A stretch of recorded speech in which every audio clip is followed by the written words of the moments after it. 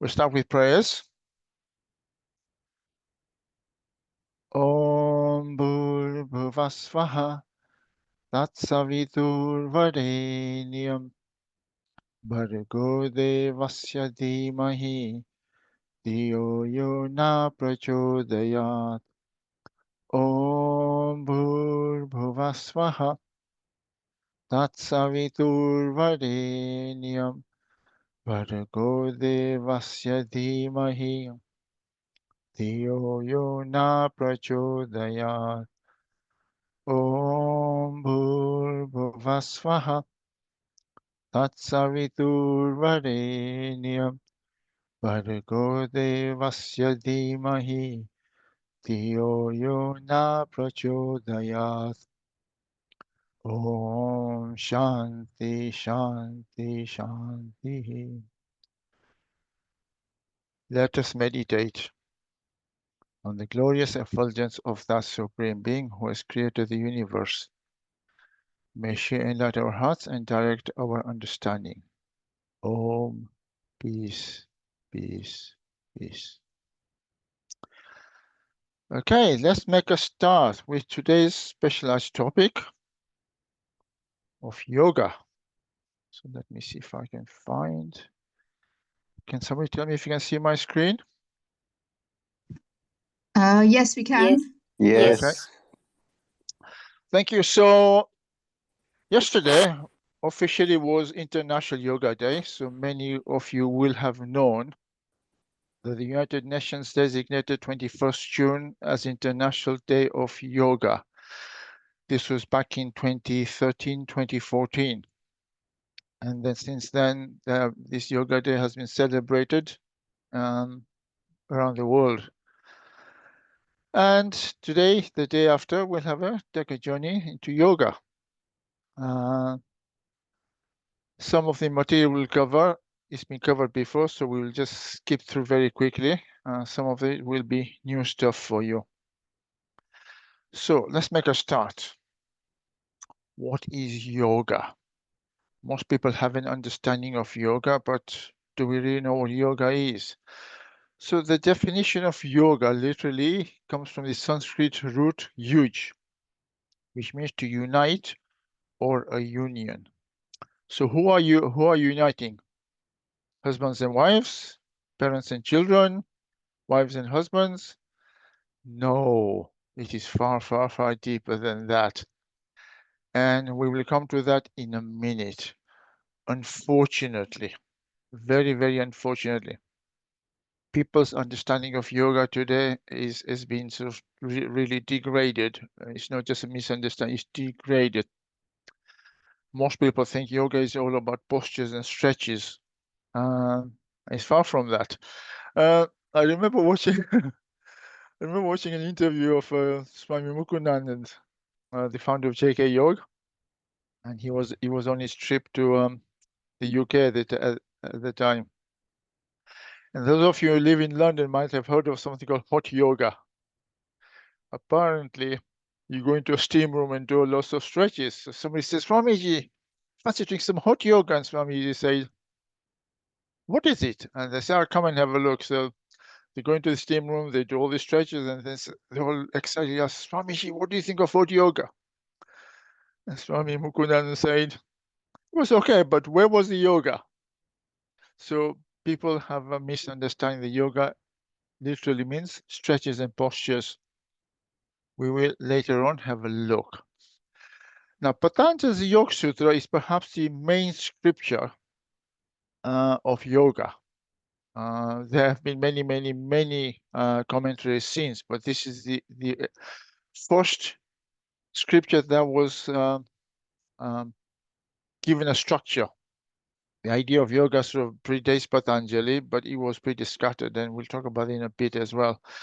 So Patanjali's Yoga Sutra, very second verse of it, the very second sutra says, Yogas Chitta Vritti Nirod. Yoga is Chitta Vritti Nirod. So here, Chitta literally means the mind, because Chitta can also mean consciousness, but here it means the mind. Vritti means the waves or the modifications or the turbulence of the mind. And Nirod is opposing these modifications, the waves of the mind. Now, why is it important to subdue the waves of the mind? So let's just take an analogy here. So if you go on a nice summer's day when there's no breeze, the air is completely still, and you go and see a pond, and you look down, and there's no waves, the water is so clear you can see the bottom of the pond completely. But the moment you throw a pebble in there, or there's a breeze, then you start getting waves on the or ripples on the surface of the pond, and suddenly that view you had of the bottom of the pond has disappeared. Similarly, the waves of the mind stop us from getting a glimpse of the Atman. This is why it is important. And Tulsidas, Goswami Tulsidas, when he compiled the Hanuman Chalisa, must have had this in mind, because most of you know how to recite the Hanuman Chalisa. Yes, no?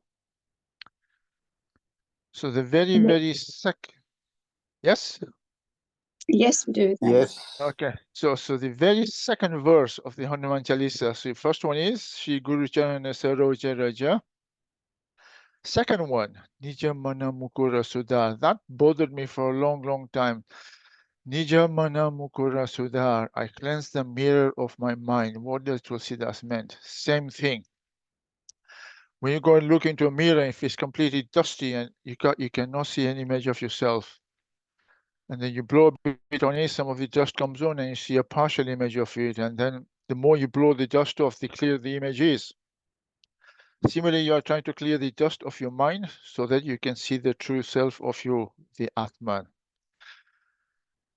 So this is the deeper meaning of yoga. So the yoga is a journey of the self through the self to the self. So who are you uniting? You are uniting yourself with yourself. And we'll look at it in a bit more detail. So it is a journey of the Jivatman to Atman or Brahman. And here we'll take a slight modification of what Brahman and Atman is. We can either say Nirgun Niragar or Sagun Sakar. Not everybody is fit or keen on connecting with Brahman, the Nirgun Niragar. So quite often you will have an Ishta there. So you want to journey yourself to your Ishta. And the process of traveling is called yoga. So we can do a bit of linking here. If you go back to your Mundak Upanishad, so Jivatman is the lower bird on the lower branch. The Atman, the Brahman, is the higher bird, and yoga takes you from the lower branch to the upper branch. That is yoga. So let's explore a bit more what the rithis of the waves of the mind are. So if you look at any moment in time, see what your mind is doing. The mind, at any point in time, more for right now, you're focused on the screen, on this talk, so we know what your mind is doing. But if you just generally think of what the mind is doing, it likes to dwell on the past, doesn't it? It thinks of things people did wrong to you and mistakes you made and how you're cheated and all that. And that then brings up emotions in you of regret, of anger. I wish I'd done this. I should have thumped the guy when he swore at me. So the mind dwells on the past, and that tends to agitate the mind as well. Or the mind lives in the future. What's going to happen tomorrow or the day after? It worries about the future. It thinks about the future too much. And that leads to unhappiness, anxiety, stress, nervousness, and that's quite common. And I can tell you personally, I'm going through that right now myself. There's things that are going to happen in the very near future when I don't know what the outcome is going to be. But what we don't do is we don't live in the present. Which is what the Buddhists, through their mindfulness, try and practice is living in the present. So let's just take an analogy. At the moment, India is playing England on a test match. And think of a batsman, a very good batsman. He gets to his 92, 93, 94 runs. And suddenly he starts thinking, how many times in the past have I got out here? Or am I going to get to my century? And it is that distraction of the mind makes him get out. But if he just focuses on the next ball that's coming, then he's going to get a century because all he's doing is living in the present. So the mind either is lived in the past or the future. And these are the waves of the mind we need to subdue and live in the present. So the question arises, how do we restrict the turbulence of the mind? How do we restrict the waves of the mind?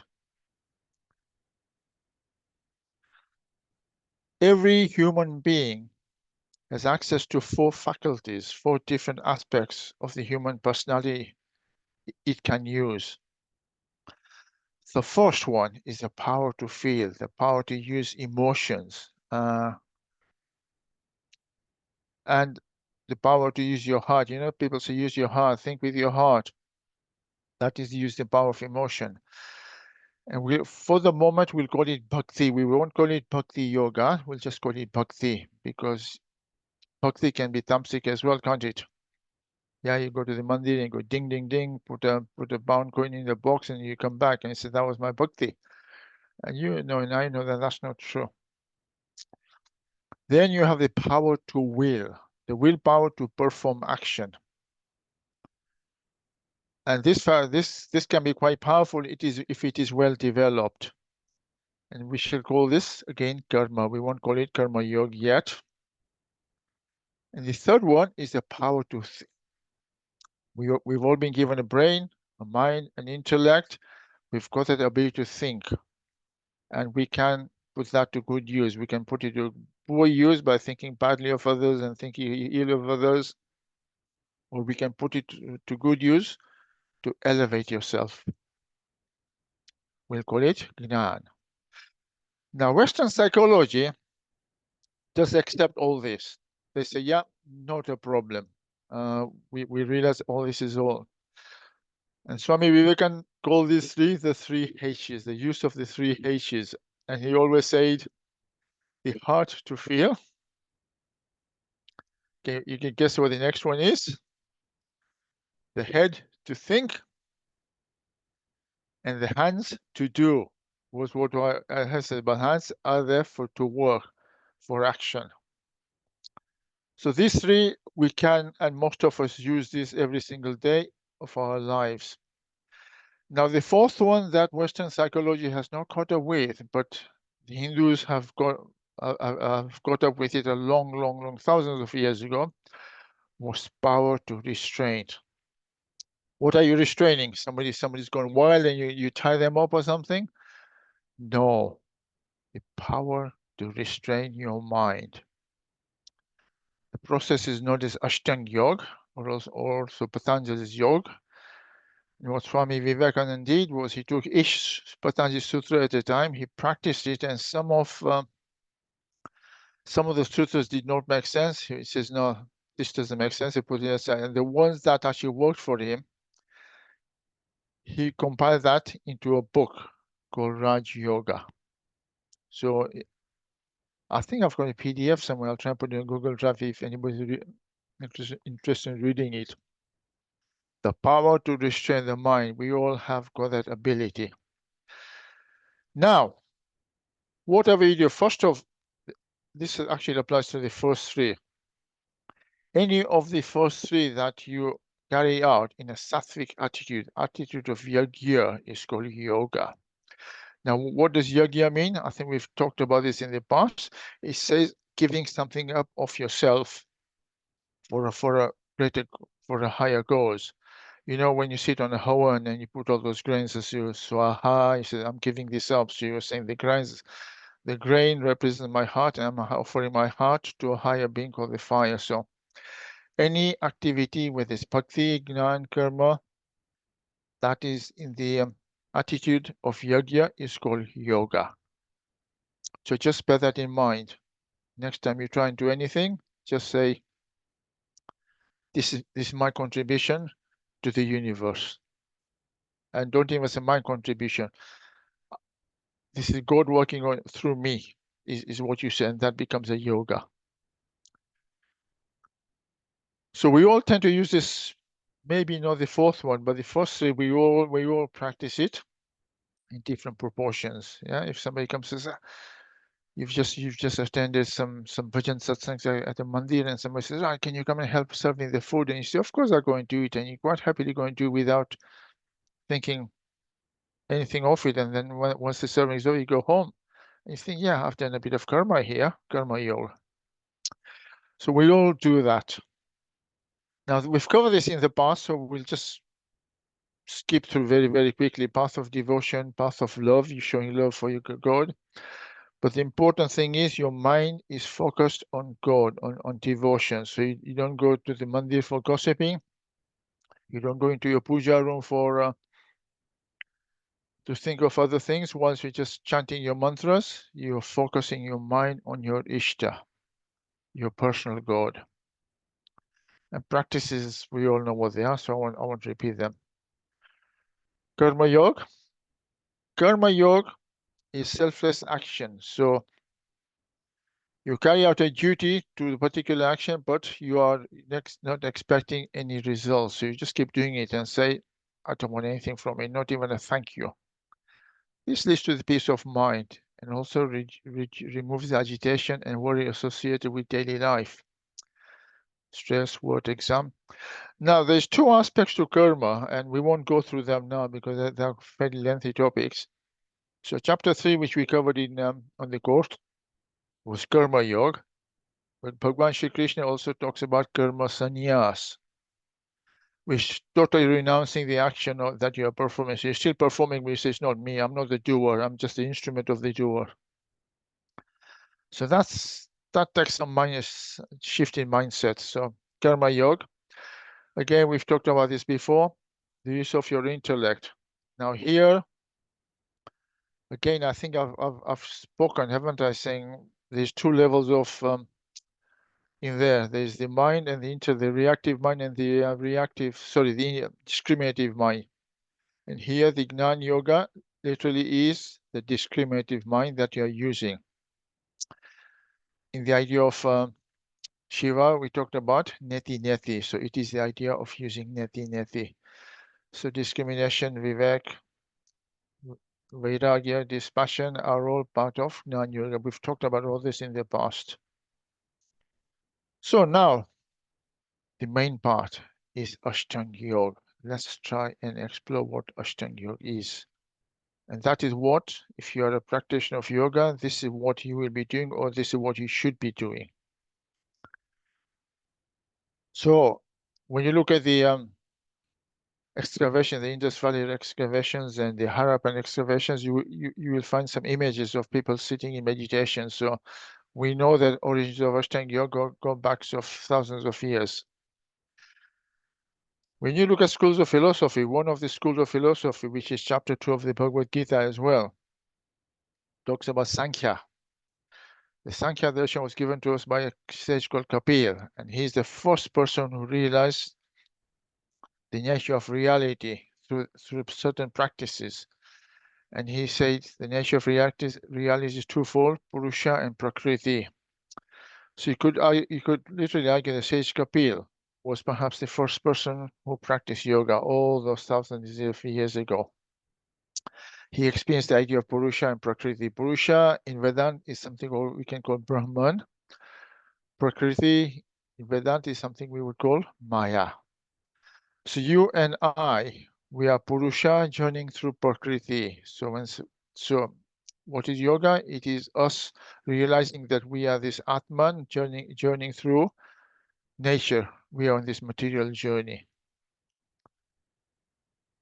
So you can see the image that I've shared, looking on the right on the screen. And this was from the Indus Valley civilization and an excavation. You can see how long ago this was. So this was 3.5 BC. So we're talking about at least 6,000 years old. And that's at least, we think. So let's look at the philosophy of yoga. So I think we've talked about Hindu scriptures before as well. And within the Hindu scriptures, there are 6 main schools of Hindu philosophy. And here I use the term philosophy a bit loosely. So we call them 6 darshanas are perhaps a better word than philosophy, because yoga is not really a philosophy, it is a practice.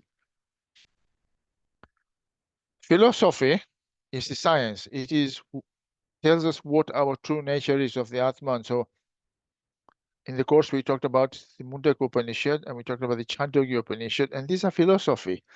This is the science, this is the physics of spirituality. And then yoga is what we call the practice, the technology. So if we just take, I'm sitting at my computer desk at the moment, and the physics gave us the idea of the NPN junction, and the physics gave us the NPN transistor, and then somebody took it and put it into practice. And that practice then developed into a practical computer or a practical mobile phone. So the physics was the theory and the engineering was the technology. So similarly, philosophy is the science, is the theory, and yoga then is the practice. So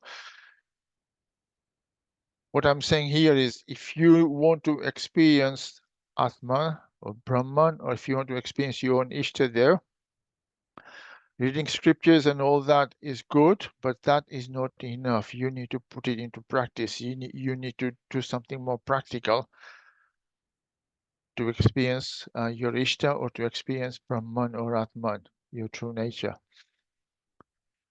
So this is just a bit of theory here. Sankhya Darshan says Kapil's ideas were pretty much scattered, quite difficult to follow. But when Sage Patanjali, Rishi Patanjali looked at it and said, this is wonderful stuff, and he actually took all the sutras from the Sankhya Darshan and put them into a certain order, certain structure, and gave it to us, which we call Ashtanga Yoga today. So Ashtanga Yoga, you can find reference in the Upanishads as well, because it takes us to our final destination. Chapter 6 of the Bhagavad Gita also gives us an indication of Ashtanga Yoga. So let's have a look at what Ashtanga Yoga is. Everybody following me so far? If I'm going too fast, please let me know. Right, so 8 stages or 8 limbs. Ashtanga means a limb, and Ash means 8. So it's a tang. We all know what a tang is, a limb, a leg. So it consists of 8 stairs, limbs, or 8 stages. So first one is called Yam.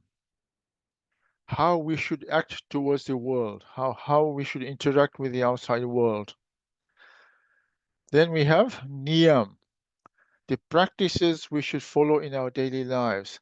So how we interact with ourselves. So you think step number 2 is first, step number 1 is 1, but you decide. There's no hard and fast rules. But how we interact with ourselves and then how we interact with the outside world are the 2 first critical things before you can even move on to anything else. Number 3 is what we call asanas. So these are bodily postures. So this way, all the stretches of yoga and all that come in. So you can see of the 8 steps, 3. So all these yoga that people call the physical stuff is only step number 3 of Ashtanga Yoga. But you have to make the body physically fit before you can go further. Pranayama, control of your breath, is step number 4. And again, we'll look at this later because this is a very, very important step towards your ultimate goal. Then you come to pratyahar. Pratyahar is withdrawing your senses from your external objects. So basically, it's learning how to disconnect your mind from your senses. So when your senses are sending your stimuli to your mind, you don't act on them. So this is a real skill.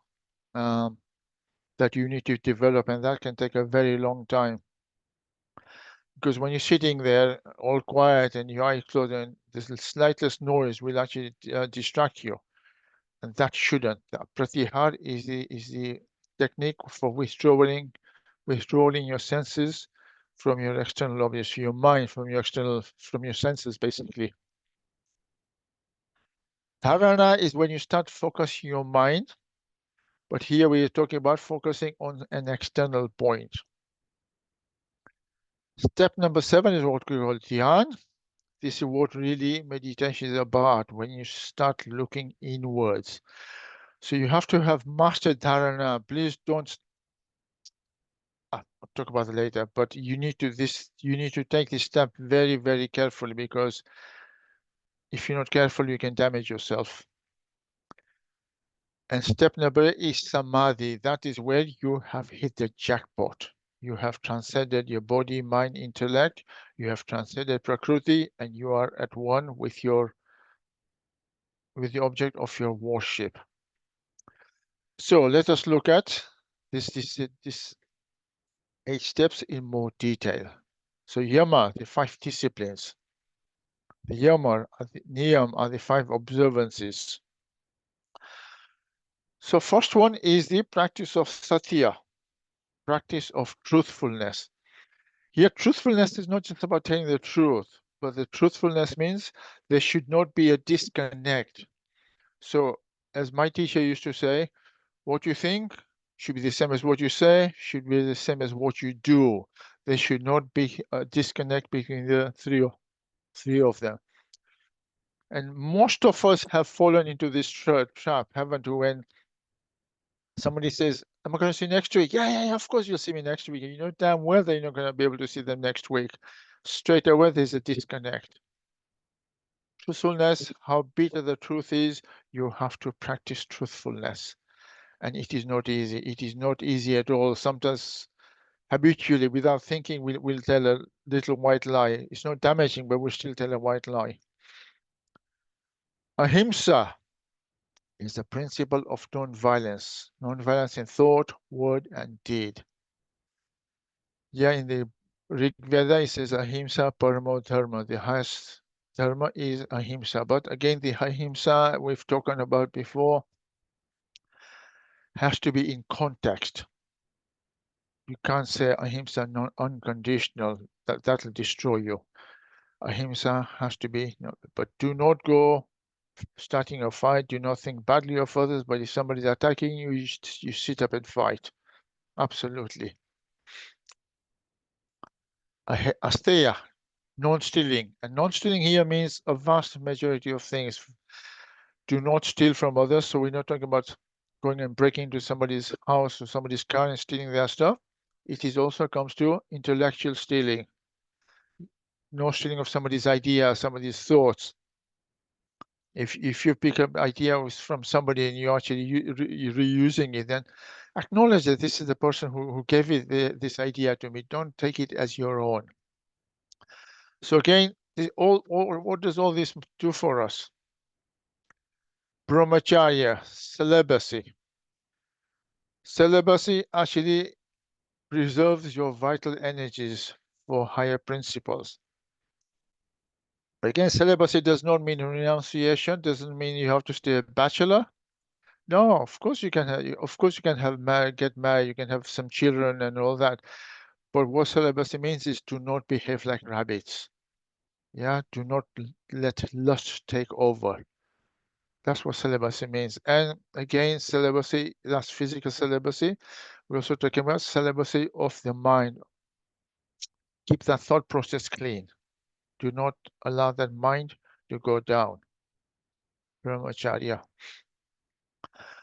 A parigraha is not being greedy.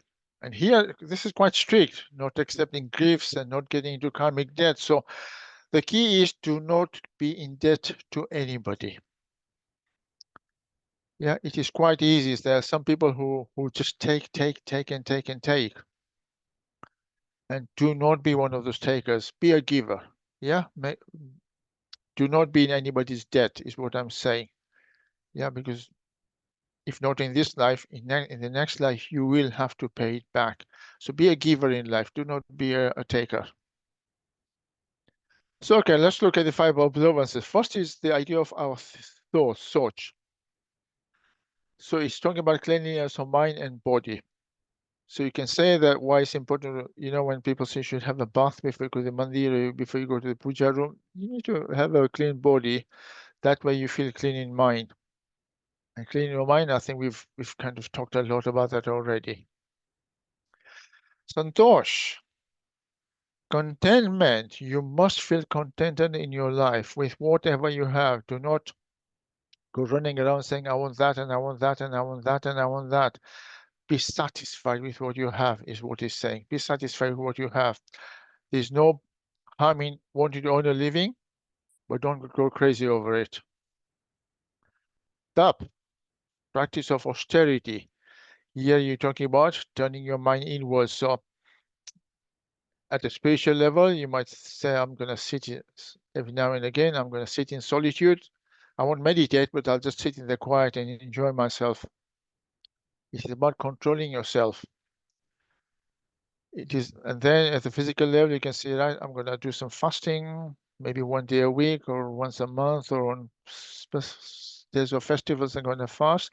But it is certain disciplines that you impose on yourself and practice them. Swadhyay, study of scriptures. So spend at least 5 to 10 minutes a day reading something. Yeah, it could be a little book like that. Yeah, The Life of Swami Vivekananda. Be a slightly larger book, which is The Essentials of Hinduism. Could have be a bigger book, Vedanta, The Voice of Freedom. But whatever you do, spend a bit of time reading, but focusing your mind on what you're reading so that you elevate your mind. Yeah. There's a shlok in the Bhagavad Gita, I think it's chapter 6, shlok number 5 or something, which says, Udiret Atman, Atmanam, Natmanam avasadaya. Atmayi Atmavo Bandhu, Atmayi Vahi Puratmanaha. Elevate yourself by yourself, elevate your mind, elevate yourself by your mind, but do not lower yourself using your mind, because your mind is your best friend or your mind is your worst enemy. So what that means, elevate your mind and make it your best friend. So remember he says, the higher bird and the lower bird. So he says, use your higher bird to take your lower bird to the higher bird. Ishwar Paridhan, worship of God. So even at the philosophical level, we talk about worship of God, total surrender to the divine. Yeah, again, the Bhagavad Gita, being a technology rather than a philosophy. I think it's chapter 18, shlok number 66, saying, Sarva dharma parityaja mamekam sharanam vraja. Yeah, so just give all this up and come to me. I will sort you out. So have that attitude of surrender to God. I'm offering myself to the divine. So these are the first 2 tips, yam and niyam, quite heavy. Asanas. So Patanjali and the Bhagavad Gita both say, when you're sitting down, sit down in a secluded spot, quiet. Sit in a comfortable position, but the important thing with asana is your backbone, your neck, and your head must be in a straight line. The backbone, the spine is important to be in an upright position. But of course, asanas today also means different bodily stretches to make the body supple. Now, why is this important? Because if your body is not supple and is quite stiff and you sit down and try and meditate, your body is going to complain. You will have an ache in a muscle you did not even know you had that muscle. Or you'll find there's an itch in a place you didn't even know you had that part of a skin. The body does not like to be controlled. So through asanas and postures and stretches, you train the body to comply before you can go one step further. Then we come to the pranayama. Perhaps in Ashtanga Yoga, one of the most misunderstood idea. People keep talking about breathing exercises. No, it isn't. It is to gain mastery over your life forces. Because you can go to the gym and you do some weights and you do some running, and then you're breathing heavily and go, and then you think, that's it, that's my breathing exercise is done. No, definitely not. Prana means life force. Aya means control. So you are trying to control your life forces through regulating breathing, because we have all these pranas flowing up and down our body, throughout our body, but we have no control over them. The only one thing we have control over is our breathing. And through breathing, we can start controlling the pranas. So regulating breathing and the breathing techniques we can use are very, very powerful tools we have to start regulating the pranas in our body. And this is again just step number 4 of the 8. Then we come to pratyahara. This is a hard one, a very, very hard one. Withdrawal of the mind from the senses. So the mind, as I said, the senses will always keep putting stimuli into your mind, sound coming through the ears and light coming through the eyes, and you can feel something on the skin and all that. And you have to train your mind to disconnect from the senses. And you can't go into your brain and start touching all the nerves off, can you? Because you want to reconnect them.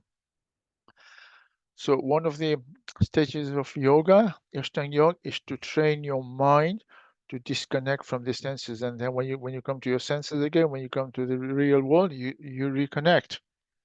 And there are certain techniques you can use to do this. Then we come to the idea of dharana. So your body has been mastered, your pranas are now under control. You've now managed to disconnect your mind from your senses. Then you can start focusing. So the idea of focusing is to concentrate on an external object. Although here it says internal, I would say stay away from the internal for the moment. Start by external. So you can, when you're sitting in dharana, you can sit with a murti in front of you, or the sign Om or something, or even a bit of music, like a Hare Krishna Maha Mantra or something playing, but something that will allow your mind to focus on that external object. And once, Patanjali says, once you can hold your mind very, very, very steady without even moving a bit for 12 seconds, you have hit the jackpot of dharana, 12 seconds. But trust me, holding the mind without moving for even 1 or 2 seconds is hard. It is not easy. I have been practicing for the last 20 years and I still haven't got there yet. But dharana, focus on an external object. You direct your mind on a murti or some music or something, is the idea of dharana. Once you hold your mind for 12 seconds, you know you're ready to go to the next step, dhyana. This is where you start focus on your internal, on the jivatman. Some say you focus on your heart, some say you focus on the idea of some blood flowing around your veins. It is very important to have mastered dharana before you go to dhyan, because if you go straight to dhyan, you could accidentally start damaging your organs. So it's not recommended until you master dharana. The next step is dhyan. You focus on your inside because you journey inwards here. And once you can hold your mind single pointedly without moving for 144 seconds, which is effectively 12 dharanas, then you've hit dhyan. Once you hit dhyan, then you hit samadhi. You have succeeded in meditation. Not medication, meditation. So effectively, it is saying 12 dhyanas equals meditation, which is what, 1728 seconds, which is about nearly 30 minutes. So when you success at this stage, you have hit the jackpot. It is like winning greater than 1 million lotteries. You and the object of your meditation have become one. You have become one with Brahman. Some people call it Brahmagyan, some people call it knowledge of the self, some people call it God knowledge. but you have had the first-hand experience of the ultimate. Now, this was going back to Patanjali, but I think since then we've had the Bhakti movement, so we can talk about these two types of samadhi that is talked about. One is called Nirvikalpa Samadhi. So that is when you become one with Brahman. Nirvikalpa, you become one with the Nirgun Nirakar, the formless. But there's also something called the Sarvikalpa Samadhi, where you become one with the object of your worship. So if your worship is your Ishta, which inevitably is, whether it could be Ram, Krishna, Shiva, Mother Goddess, Ma, you have become one with the object of your worship. That is called Sarvikalpa Samadhi, and both are valid. Although there are some commentators, and I cannot verify one or the other, so I'll just tell you, some commentators say that Sarvikalpa Samadhi is still one step below Nirvikalpa Samadhi. So when you have first-hand experience of your Ishtadev, you are still one step away from Brahman. I don't know, is all I'm saying. I'm just telling you what has been said. So, Dharana, 12 seconds. Dhyana, 144 seconds, which is 12 dhyanas. And 12 dharanas is dhyan, and 12 dhyana is samadhi, either Nirvikalpa Samadhi or Sarvikalpa Samadhi. So Swami Vivekananda in his book Raj Yoga, and he's talking about every one of us here, he says each soul is potentially divine. The task is to manifest this divinity within. In fact, he went a bit further as well, which I should have put on there.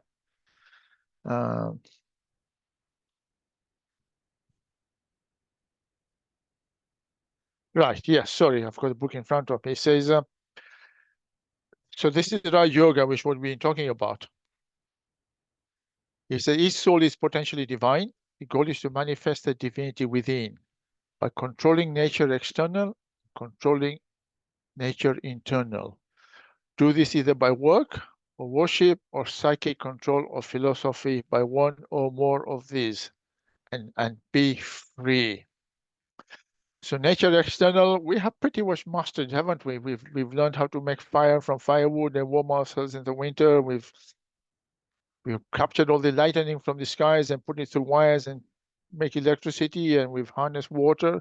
So nature external, we have fairly well sort of controlled it, but nature internal is where we need to focus ourselves.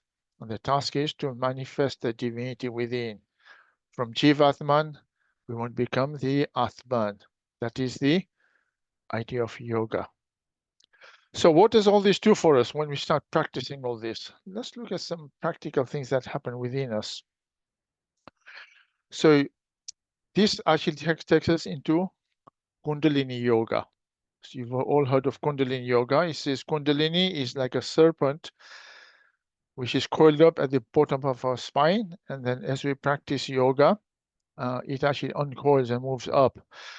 So chakras, people call them centers of energy centers. I do not like the idea of energy centers. I call them centers of awareness, because awareness is something that is more spiritual. So the first three chakras, the Muladhara, which is the base of the spine, the Swadhisthana, which is the sacral chakra, which is three reproductive areas, and the Manipura, some people say it's the belly button, some people say solar plexus. It doesn't matter. So the first three are awake for all of us, but they're still not under control. They're what I call animalistic ones. That are the ones that physically drive us. And we know we're not dead. So when you start waking up the Anahat chakra, the heart chakra, that is when you start getting spiritually awakened. And the more chakras you open up as you go higher up, the more spiritually awakened you are. The Agni chakra is the mind and intellect. And then you come to the crown chakra, the Sahasra. This is really one step. So even the Sahasra, you are still bound by Prakriti, you are still bound by this BMI complex. You are one step away from hitting the jackpot of being one with Brahman. So you can see all these are along the spine. So you see why the spine is so important. If you remember when we talked about the story of Samudra Manthan, we talked about the Mount Manthara, which was used for churning. that was the axis for churning the ocean. For us, the spine is the one we use for churning our mind. So either side of the spine, around the spine, we have 3 channels where prana flows. The right side is called the Pingala, the left side is called the Ida, and the center is called the Sushumna. At any one point, one of them is more active than the other. And this activity, the dominance changes over sort of a 90-minute period from one side to the other. And if you ever had a blocked nose, you'll find that one side of your nose is more blocked than the other one. Then just out of a blue, it switches over. This is your nadi switching over. So first idea through yoga is to control the pranas up and down, which is what the pranayama does. And eventually, you want to subdue this and open up the Sushumna. Now, commentators have said, and I really don't know, maybe some of the medics here can confirm. They say if you cut a slice through your spine, it looks like a number 8, but the center is not a point. It's like a hollow tube, and that is where we need to concentrate on focusing our pranas, and that is how we can start practicing yoga in our everyday lives. There's no reason why you can't. Let's just do a quick experiment, everybody. So what I want you to do is just block your right nostril and just breathe up and down once or twice to your left, nice and slow. And just see how you're breathing, and then block your left one and breathe to the right, and tell me which one you think is more open. One of them will be more open than the other one. Any offers? For me currently, dimple right, thank you, my right one. So that means that your left nadi is more active at the moment than your right. So if your left nadi is active, the right one will be more open. So yeah, every one of them, it won't be totally balanced unless you have mastered the idea of yoga. Okay, so any questions? That comes to the end of our talk on yoga. This is just a comparison for Kundalini Yoga with the Vedant.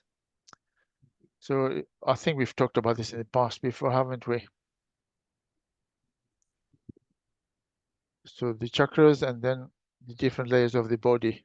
So the Sahasrara chakra is the same as the Anandamaya Kosh, the level of bliss. Any questions, comments? I have a question, if you don't mind.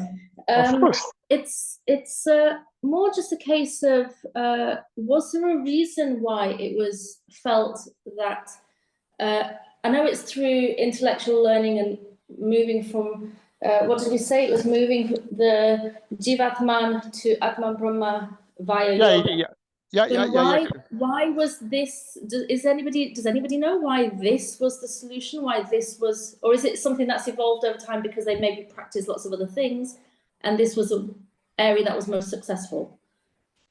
So our ancient rishis would have experimented with different techniques, and Sage Kapil or Rishi Kapil is perhaps the first one who actually hit the jackpot and found that this technique worked. And then that technique was refined by Rishi Patanjali. So I would suspect it wasn't an accident. It was more by trial and error. Okay. Any other questions? And then how did the practice become more common across the whole of Bharat? How did it become? Because obviously, don't forget, rishis had their own students. They used to run their own ashrams, and then the students actually took it to their students, and their students took their students. So it just fanned out. Okay. Yeah, and we are very, very fortunate to have the result of that. Any other questions? I know it's pretty heavy stuff. Any questions? Right, let's do a very quick exercise. So I would say is if you're wearing shoes or slippers, take them off and just put your bare foot on the floor. Sit up straight, so your back is straight. And just gently close your eyes. Sit with your palms open, facing upwards. Just feel the floor under your feet, under your seat, under your buttocks, and your chair, behind your back. Just for a moment, just feel them and see how you feel. We spend too much of our lives so focused on ourselves that we forget the outside world. There's a whole host of people who are involved in our well-being. So let's play some grace. So let's start by thanking our parents for bringing us into this world, giving us all the values, positive values that we live by, we're very proud of. We say thank you to our medics who keep us healthy, and they're always there when we get sick. We say thank you to our teachers for giving us knowledge from which we actually have successful careers. We thank our emergency services, fire, the police, the army for keeping us safe, law and order. We thank our farmers for putting food on our tables. There's a whole host of people who go to the well-being of our well-being, and we don't seem to spend any time to say thank you to them. So let's spend a few seconds just saying thank you to all these people. Of course, life is not always rosy. Sometimes people have criticized us, people have shouted us, and people have backbeaten us and all that. And we say, that was their problem, not ours. Just let go for that. It was their naivety that did that to us. Did they touch us at all? Did it affect us? No. So just forgive them all. Anybody's been nasty to us, that's their problem, not us. So we want to be free. We want to be free from the hustle and bustle of life. We want to be thankful for all the things that happen in your life. We want to just let go of everything that is not pleasant.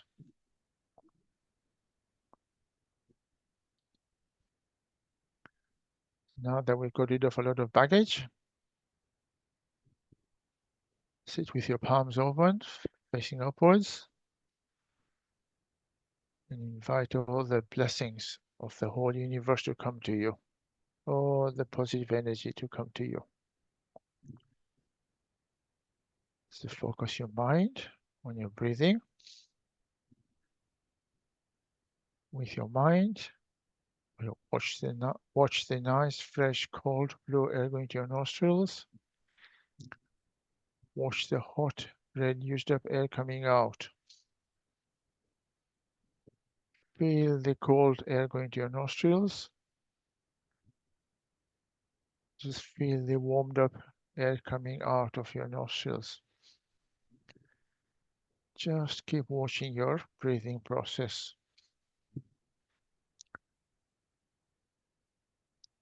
The mind is like a monkey mind. It'll keep jumping about. So here we start developing our intellect, our buddhi. So with your intellect, just watch what your mind is doing. If your mind wanders away, just watch where it's going. Let it wander around a bit. And then after a few seconds, bring it back to your nostrils and let it stay there. Remind yourself, I am the Atman. Somehow I've become the Jivatman, but I am the Atman. who's on a material journey. But I am that free spirit. I am the free soul. I am the happy soul. There's no misery in my life.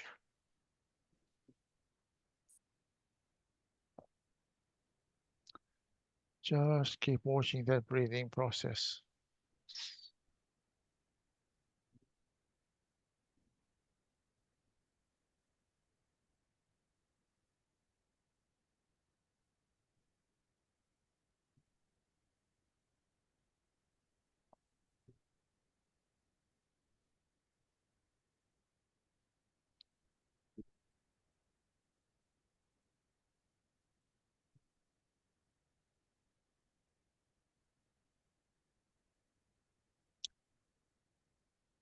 Okay, let your mind wander about a bit now. We've held it too long. Let it wander about. Slowly open your eyes. Become aware of your surroundings. Aware of your feet on the floor, yourself sitting. Just look around. Look at the familiar surroundings. And come out. That comes to the end of our session. Okay, any comments? Just a very quick meditation session. So that we focused on our nostrils. So that was a bit of dharana. Any further comments, questions? Krishna, I did Yes, have, oh, yeah, Krishna, I did have a quick question. Yeah. You know, you said that it's dangerous if you aren't practiced and you move between the two levels, like from dharana to dhyan to samadhi. What is the actual sort of mortal risk? Is it that you're suppressing your breathing, or what happens? Oh, I have not experienced I remember my teacher saying this. He says, if you have not mastered dharana and you start going to dhyan, because there's some teachers who say, now focus on your heart and watch that heart beating. If you not mastered dharana, you could accidentally stop your heart. Oh, right. Okay. Yeah. So they are dangerous. Like I said, I have not experienced, but my teacher who did say he has seen that happen. I see. So Okay. so maybe dhyan we should go into next life. Spend this life practicing dharana. Yeah. Thank But you. hey, listen, remember when Arjun asked Krishna Bhagwan, you asked me to do all this, what if I die? And Krishna Bhagwan gave a guarantee saying, whatever you achieve in this life, you'll carry on to the next one. So you start in this life, you'll carry on in the next one. Yeah. No, that's true. Okay. Yeah. Thank you. Any other questions? Somebody else had a question. Yes, my name is Rajan. My question is, what are your thoughts on Kundalini rising practice? You sort of answered just now a little bit, but maybe you can elaborate. Any thoughts on Kundalini rising? Kundalini yoga is pretty much same as, it's just a different technique you use. So what you're doing is you're still trying to awaken your chakras. You're still trying to sort out your nadis, but what you do is you focus on awakening your chakras one at a time. Okay, so they're pretty much the same things. Okay, they all come under different guises. Yeah, sorry. Krishna Bhai, I wanted to ask something not about what you're talking about, but somebody, is it Dr. Bal Mukund Pal has put, there's a virtual conference, he's put a PDF about it. So what is it? What level would that be at? If he's around, if he can answer? I haven't seen it. Mukund Bhai, are you there? I don't know what you've shared.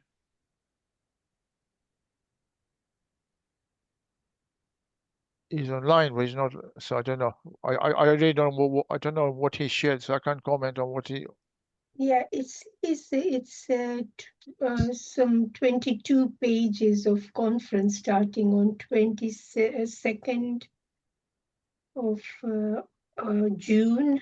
So I don't know what it is. Yeah, I don't know, so I can't comment. Sorry, I've not seen this paper. Okay, Okay. thank you. But he's not online in our group today. No, he's online, but he's not answering. So maybe he's going for a cup of cha. Ah, Yeah, I can oh, see. he's coming, I think. Yeah. No, he's there. Okay, never mind. We've come to our end of our time. Okay, I said I explained why our 2 sessions had to be before the end of June. I think it's only fair that I explain. So you all know that I had surgery on my nose because my left nostril was totally blocked. But after that, it was found that I have a tumor in my brain as well, growing on the pituitary gland. So that needs removing, and I've been given a date of surgery in Oxford on the 7th of July. So very likely I'm going to be admitted to hospital on the 6th of July, and after that I'm going to be out of action for probably 3 months. So we had to have these 2 sessions out of the way before the end of before I went into surgery. So I'm sorry about this, but next week we shall continue our journey with the idea of yatra. So we'll just finish off with a short prayer, unless anybody's got any questions. Om Sarve Bhavantu Sukhinah. Om Sarve Santu Niramayah. Om Sarve Bhadrani Pashyantu Ma Kashchit Dukha Bhag Bhave. Om Shanti Shanti Shanti. May all be happy. May all be healthy. May all enjoy prosperity. May no one suffer. Om peace, peace, peace. Okay. Okay, same time, same place next week. Namaste all. Namaste. Thank you. Thank you. Thank you very much. Yeah. Namaste. Bye. Namaste. Bye. Wish you the best. Namaste. Jai Shri Krishna. Jai Shri Krishna.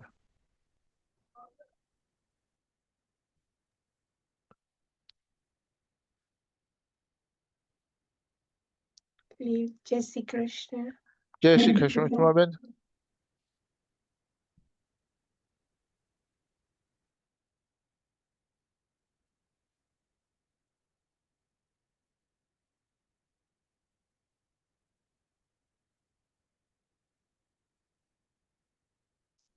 Oh, thank you, Aditi, for your message. Yeah, it is quite scary, I must admit.